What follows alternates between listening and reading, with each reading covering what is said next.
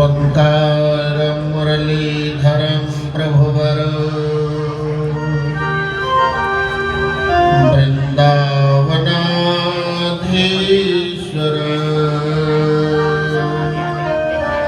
भक्त्याभीष्टफलप्रद सुरवरे रासे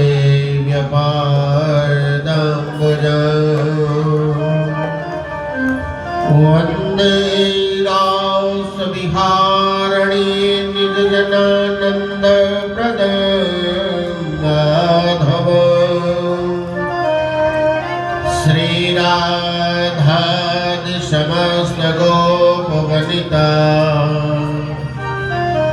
संसेव्यमानं प्रभु यौन्तः प्रविश्य मम वाचमिमां प्रसूप्तां सञ्जीवयत अखिलशक्तिधर स्वधाम्ना अन्यां च हर्षचरणां श्रवणात्वगादे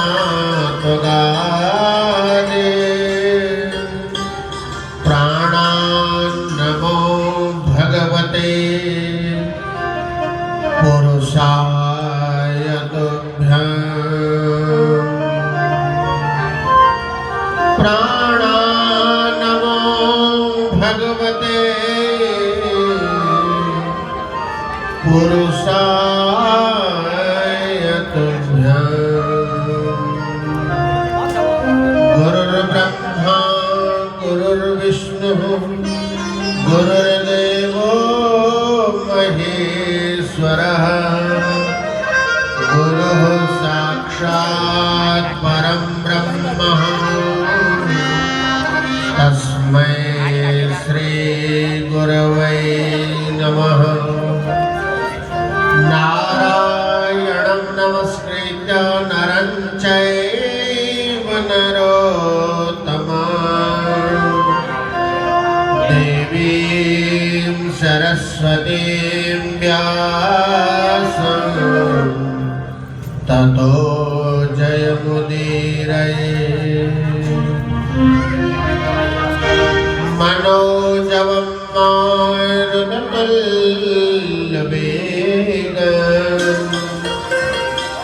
जितेन्द्रियं बुद्धिमतां वरिष्ठं वाथात्मजं नरयूथमुख्यं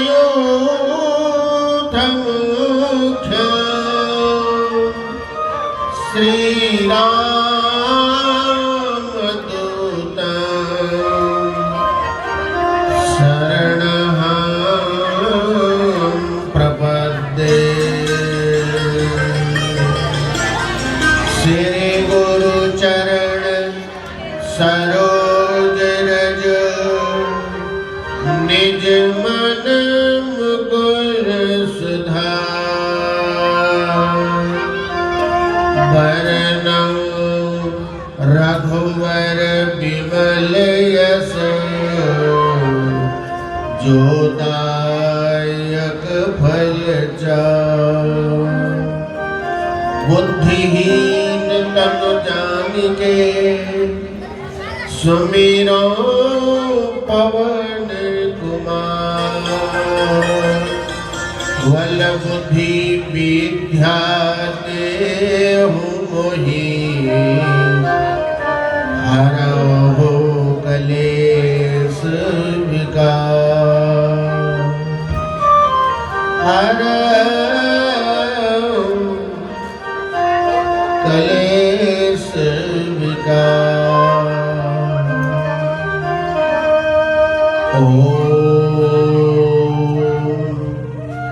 इष्ट देवताभ्यो नमः कुल देवताभ्यो नमः ग्राम देवताभ्यो नमः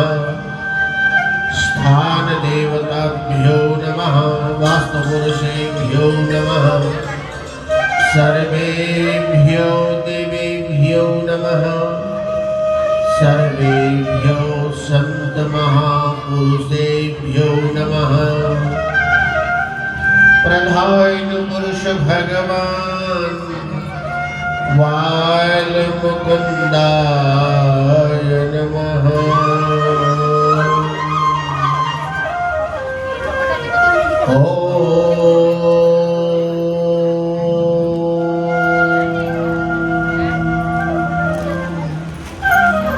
श्री राधा कृष्णाभ्यां नमः। अनंत लीला विभूषित श्रीमन नारायण भगवान की परम कृपा से आज इस नैमिषारण्य जंगम पावन तीर्थ में भगवान की कथा का आज चतुर्थ दिवस है। प्यारे सज्जनों, ये चतुर्थ दिवस नहीं है, ये धर्मार्थ काम मोक्ष की चौथी सीढ़ी है। और आज के पावन अवसर पर मंदिरस्थ देवी देवताओं को प्रणाम करते हुए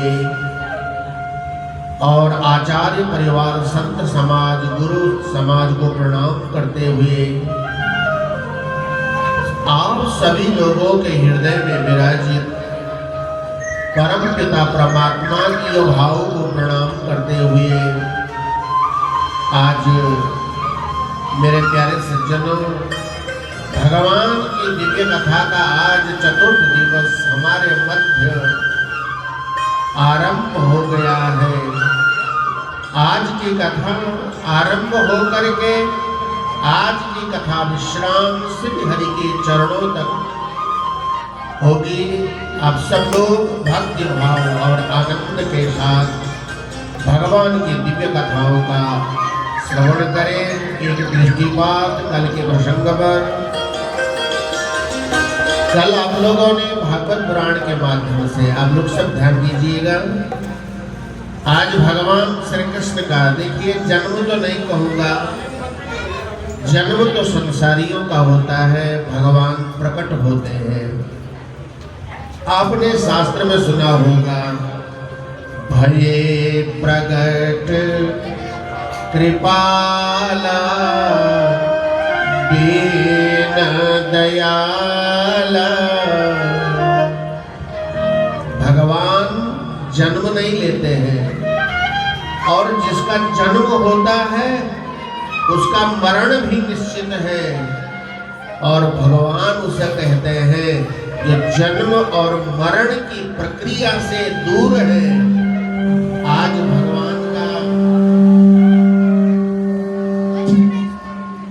भगवान का प्रकटोत्सव यहाँ पर बड़े विधान के साथ आप लोग श्रवण करेंगे। और सभी लोग माइक एक जैसे रखिएगा भाई, नीचे पर मत करो। भगवान के प्रकटोत्सव की कथा आप लोग बड़े आनंद के साथ श्रवण करेंगे। भय प्रकट कृपाला दीन दयाला यशमति के हितकारी। भगवान का जो जन्म और या प्रकट कहे ये हित के लिए होता है। हित कहते हैं भलाई के लिए, और आप हम सब लोगों की भलाई इसी में है कि संसार के तम से हट करके, संसार के अंधकार से दूर होने के लिए महापुरुष सत्संग श्रवण करवाते हैं।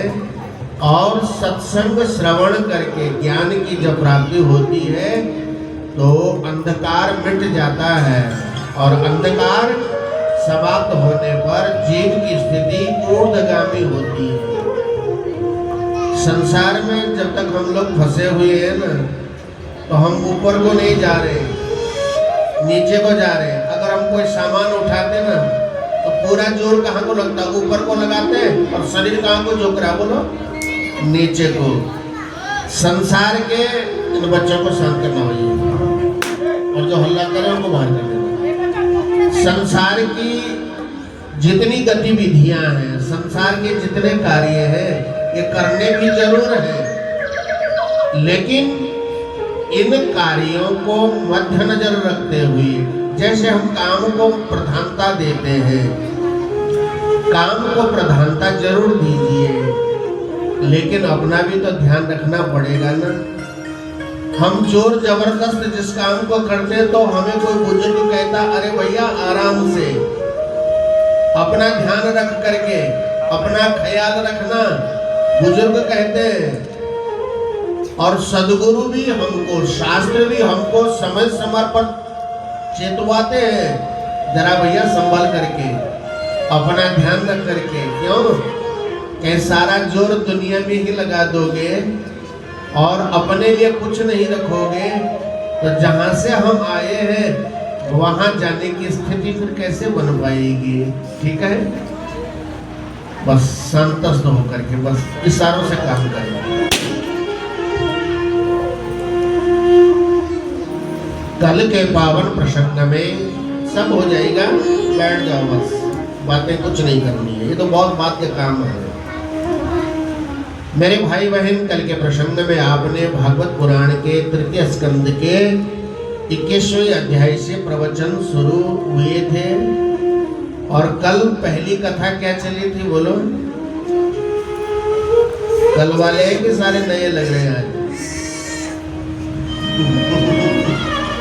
कल वाले भी है। पहली कथा क्या चली थी? अच्छा व्यास जी कल कल कल बताएंगे, है ना? आज आप ही बता दो। कल हम शुरू हुए थे मन महाराज की दूसरी बेटी देवहूति का विवाह करदम जी के साथ हुआ था और दूसरी बेटी करदम जी के साथ ब्याही गई और करदम जी के द्वारा 9 कन्याओं के जन्म के बाद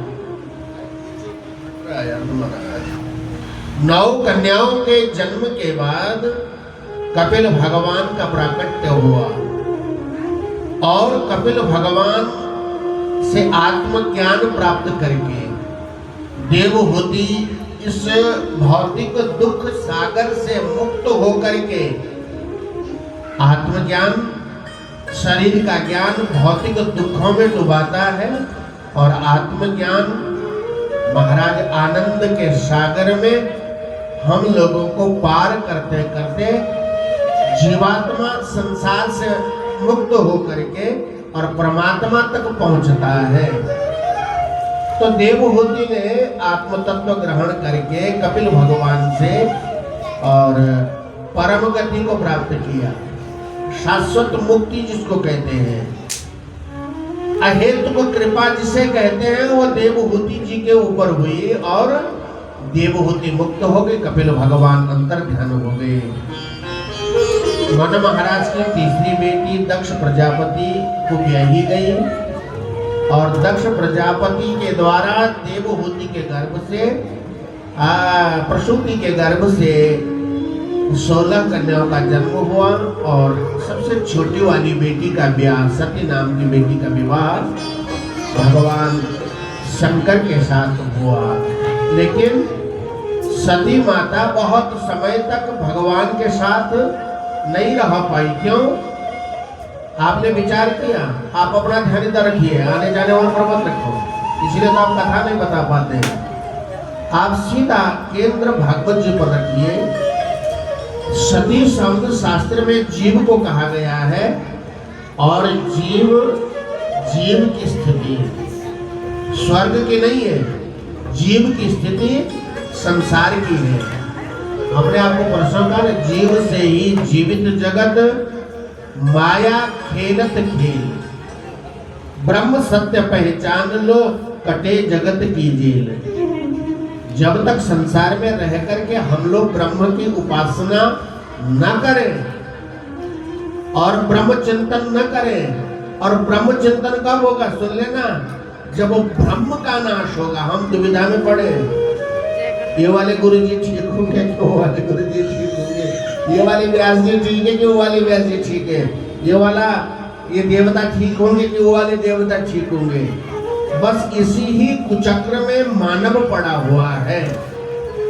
और मानव अपना कल्याण नहीं कर पा रहा है। मेरी माताओं, बुजुर्ग माताओं, बेटियों, बहनों, सब लोगों को मेरा एक निवेदन है, आत्म कल्याण के लिए हम लोग भगवान की अर्चना करते हैं, पूजा करते हैं, वंदना करते हैं, चिंतन करते हैं, ठीक है। सती बहुत दिवस तक भगवान शिव के पास नहीं रह सकी। क्यों? सती जीव है और जीव का स्वभाव संसार की ओर होता है। आप लोगों ने एक भाव बनो, पूछना चाहिए आपको कि सती बहुत दिन तक भगवान के पास क्यों नहीं रह सकी? क्यों? एक दिन सती ने भगवान शिव से कहा, ध्यान से कथा सुनिएगा आप लोग। सती ने भगवान शिव से कहा, प्रभु मुझे मोक्ष शास्त्र का उपदेश दे दीजिए।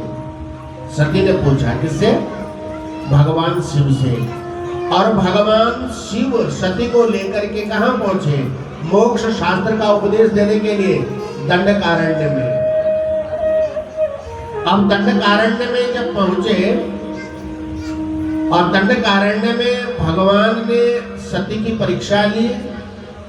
भगवान शिव की स्थिति है शांतम पद्मासनस्थम शशिधर मुकुटम पंचवक्त्रम त्रिनेत्रम। भगवान शांत है, पद्मासन है, भगवान नेत्र बंद रखते हैं और भगवान निरंतर अपने प्रभु का चिंतन करते। एक भगवान जो अनादि है, जो सांसारिक प्रपंचों से अलग है, कैलाश में रहते हैं, एकांत है, और फिर आंखें बंद करके भगवान का चिंतन कर रहे हैं। तो सती ने भगवान शिव से पूछा, मेरी माताओं, बाबा आप किसका ध्यान कर रहे हैं? आप तो देवों के देव महादेव हैं, आपको चिंतन की जरूरत क्या है? ठीक है, आप तो महादेव हैं, आपका भजन तो सारे देवता करते हैं। भगवान शिव ने सती से कहा, सती ये प्रश्न आप रहने दीजिए, मेरे प्रभु के बारे में जानना आपको आवश्यक नहीं, आपको मोक्ष शास्त्र का उपदेश दे रहा हूं, आप उसको सुनिए जिससे मोक्ष होगा। इतने में भगवान ने सती की परीक्षा लेने के लिए एक लीला रचाई। दंडकारण्य में भगवान राम जानकी जी के ढूंढ में चले आए और भगवान राम और लक्ष्मण माँ जानकी के खोज में है। और जैसे ही भगवान शिव ने प्रभु राम के दर्शन किए, ऐसे ही सिर झुकाया, भगवान ने दंडवत प्रणाम कर दिया, जैसे भगवान को देखा। सती ने कहा, भगवान ने प्रणाम किसको किया? सती की दृष्टि सामने पहाड़ी पर पड़ी और राम और लक्ष्मण माँ जानकी के खोज में इतनी माया रचा दी कि सीता जी के खोज में आए हुए ये राम असली है या कैसे है, या आज अयोध्या का प्रसंग चल रहा है, आज त्रेता है, ये सारा भाव भूल गई। भगवान ने जब राम को प्रणाम किया, सती माता को संदेह हो गया। देखना, मानव का कल्याण क्यों नहीं होता है? मानव मोक्ष मार्ग को प्राप्त क्यों नहीं कर सकता? बोलो। जीवात्मा और परमात्मा के बीच में जब संदेह की सीढ़ी खड़ी हो जाती है, भगवान मिलेंगे कि नहीं, भगवान है भी कि नहीं, ये शब्द जब जीवन में आने लगते हैं, भजन करने से कुछ होगा या नहीं? मेरा बेटा तो नौकरी अभी तक नहीं लगा, मैं तो हनुमान चालीसा पढ़ते पढ़ते जिंदगी बीत गई। अब तो हनुमान चालीसा तुम बेटे के लिए पढ़ रहे हैं कि अपने लिए पढ़ रहे हैं? भगवान का भजन तुम परिवार के लिए कर रहे हैं कि अपने लिए कर रहे हैं? भोजन तुम अपने आप करते तो पेट तुम्हारा ही भरेगा ना। तो उसी प्रकार भजन अगर आप करेंगे, उस भजन का प्रभाव आपको ही मिलेगा ना। भगवान शिव को सती माता ने कहा, प्रभु आप इनको सच्चिदानंद कहते हैं, आप राम को सच्चिदानंद कह रहे हैं। ध्यान देना आप लोग, बहुत गहरी बात है। अगर ये सत्य है तो असत्य के पीछे क्यों चला हुआ है? असत्य की ढूंढ में क्यों है?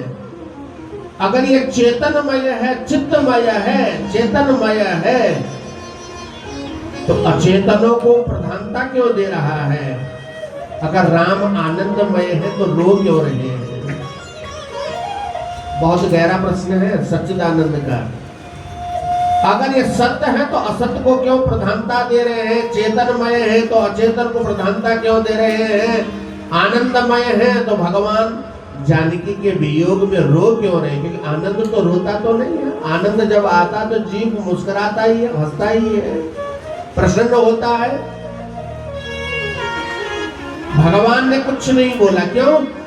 प्रभु भगवान भोलेनाथ अपने इष्ट के बारे में कुछ कहने में समर्थ नहीं है। और हम लोग हैं कि हमारा देवता तो ऐसा है, हमारे गुरु महाराज ऐसे, हमारे देवता ऐसे। नहीं, हम कौन, हमारी क्या समर्थता है हम देवताओं की प्रशंसा कर सके? हमारी क्या समर्थता है हम गुरु की प्रशंसा कर सके? भगवान शिव मौन हो गए, सती का संदेह बढ़ता गया और परीक्षा लेने की मन में बात आ गई। सती माता ने भगवान शिव से कहा, प्रभु मैं भगवान राम की परीक्षा ले लूं? अगर ये ब्रह्म है, अगर ये पूर्ण ब्रह्म है, मैं सीता, सती या पार्वती का रूप, सीता का रूप बनाती हूँ और सती जब सीता रूप में बैठी होगी, अगर ये ब्रह्म होंगे, ये भगवान होंगे तो मुझे पहचान जाएंगे, क्योंकि अंदर से तो मैं सती हूँ, बाहर से क्या बनी हुई? बोलो, सीता बनी हुई हूँ। और यदि ये भगवान नहीं होंगे तो मुझे सीता जान करके और सीता कह करके पुकारेंगे। भगवान ने कहा, सती आप जो करने जा रही हैं इसका फल आप जानती क्या होने वाला है? इसका दुष्परिणाम क्या होगा? जो जस करहि तस फल चाखा। जो आप करने जा रही है इसका फल तो आपको ही मिलेगा। माता मेरी आप सब लोगों से, मेरे श्रोतागणों से प्रार्थना है, तर्क करो, जरूरी है, तर्क करना जरूरी है, पर कुतर्क मत करना। आज हमारा जो मानस पटल नीचे को जा रहा है, हमारा जो मानसिक परिवर्तन नहीं हो रहा। क्यों? हम लोग कुतर्क में फंस गए, दूसरे की आलोचनाओं में फंस गए, दूसरे की बुराइयों में हम लोग फंस गए। लेकिन अगर ये सब चीजों से हम अलग हो जाएं, अपने प्रभु का स्मरण सत भाव से करें। आवाज सही नहीं आ रही, पहले जो थी वो अब नहीं है। परमात्मा का चिंतन सद्भाव से करें, कुतर्क न करें, तो निश्चित है हमारा भक्ति का मार्ग प्रशस्त होगा। सती माता ने सीता का रूप बनाया, जिस मार्ग से भगवान राम और लक्ष्मण जी आ रहे थे। हे खग, हे मृग, मधुकर श्रेणी, हे खग, हे मृग। भगवान कौन हो सकते? बोलो, भगवान वही हो सकता है जो एक छोटे से छोटे जीव के बारे में पूछ जीव को प्रधानता दे रहा है। खगवनी पक्षियां, हे मेरी पक्षियों, हे मेरे मृगों, हे खग, हे मृग, मधुकर श्रेणी। मधुकर किसके लिए कहते हैं? भंवरों के लिए। भगवान ने छोटे से छोटे जीव जो भंवरा है उसको भी पूछा, तुमने देखी सीता मृग नयनी। हे मेरी प्यारी मृगियों, मेरी सीता की आंखें आपकी आंखों के जैसे। देखिए, वही राम हो सकता है जो संसार के साथ तादात्म्य संबंध बना सकता है, वही प्रभु है।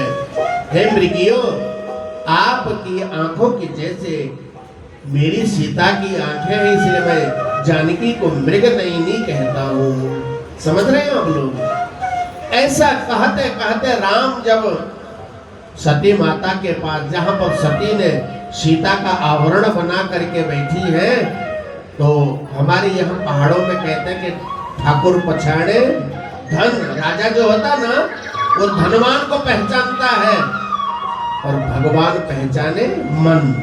भगवान बाहरी नहीं, भगवान तो अंतःकरण का विषय है। भगवान राम ने कहा माता सती प्रणाम, बस सती माता को प्रणाम किया। और आप अकेले जंगल में आज अकेले कैसे बैठे, बाबा कहाँ गए, आज बाबा के दर्शन नहीं हुए, इतने कह करके प्रभु राम और लक्ष्मण आगे बढ़ गए।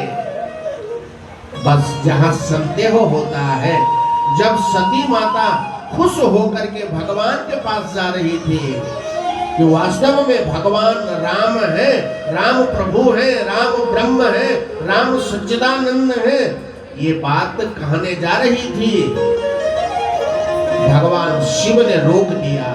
बस क्यों रोका बोलो, क्यों रोका, क्यों नजदीक नहीं आने दिया? क्योंकि मां का रूप धारण किया। सीता आज की नहीं है, मां जानकी अनादि है। मां का रूप धारण किया पत्नी ने, बस अब आप पत्नी के योग्य नहीं है, भगवान ने रोक दिया। सती कुछ नहीं कह पाई, भगवान राम की प्रशंसा करना चाहती थी। भगवान ने मन में सोचा, जब तो मैंने कहा कि राम सच्चिदानंद है तब तो माना नहीं, और जब राम की परीक्षा लेनी पड़ी, जब हमको भगवान की परीक्षा लेनी ही पड़ेगी तो हमारा चिंतन तो बेकार है। यही कारण है कि दक्ष के यज्ञ में सती को अपना शरीर आहूत करना पड़ा और अगले जन्म में वही सती पार्वती जी का रूप धारण करके भगवान शिव को प्राप्त हुई है। चिंतन और चिंता, चिंतन करोगे तो एक जन्म नहीं अनंत जन्म हमारे सुधरेंगे, और चिंता करोगे तो इसी जन्म में समाप्त हो जाओगे। चिंता तो हरि नाम की और न चिंता जो चितवे प्रभु राम बिन सोई काल की पार। मेरे प्यारे सज्जनों, मेरी माताओं, प्यारे भक्त श्रोतागणों, अगर चिंता करनी है, चिंतन करना है तो हरि नाम की, जो हरि नाम नाव बनकर के इस भव सागर से हमको पार ले जाएगी, उस राम का चिंतन करो, उस कृष्ण का चिंतन करो, उस गोविंद का चिंतन करो, उस प्रभु का चिंतन करो। कोई भी नाम ले लो, चाहे राम मंत्र मिले, श्याम मंत्र मिले, गोविंद मंत्र मिले, हरिओम मिले, सोहम मिले, प्रज्ञानम ब्रह्म मिले, अहम ब्रह्मास्मि मिले, सब में वही परमात्मा विराजित है। उल्टा नाम जपत जग जाना, वाल्मीक भये ब्रह्म समाना, वाल्मीक भये ब्रह्म समाना। एक बार गाओगे, उल्टा नाम जपत जग जाना, उल्टा नाम जपत जग जाना। बोलो, उल्टा नाम जपत जग जाना, वाल्मीकि।